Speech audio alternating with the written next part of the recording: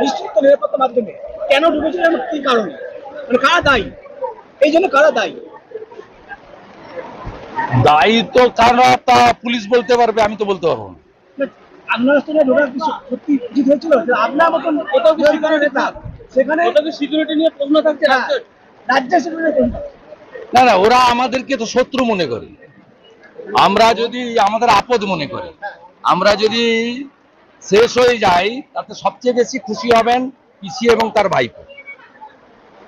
অর্থাৎ স্বাভাবিকভাবে এটা বিষয়টা যাদের দেখা তারা দেখবে, আমি নিজেদেরকে নিয়ে ভাবিত নই। আমি ডেলি ভিজি লড়াই করি, বহু কর্মী মার খায়, বহু কর্মী এখানে পোস্টপোল ভায়োলেন্সে শহীদ হয়েছে প্রত্যেকটা জায়গায়। বিএলএদের উপরে চাপ সৃষ্টি করছে, বিএলএদেরকে চেঞ্জ করার জন্য বলেছে, কিন্তু চেঞ্জ করতে পারবে না, নিয়মে নেই। যা করছে ইলেকশন কমিশন পশ্চিমবঙ্গে ভোটার তালিকায় তৈরি করতে পারবে না, ভোটার তালিকা তৈরি না করতে পারলে ভোট হবে না।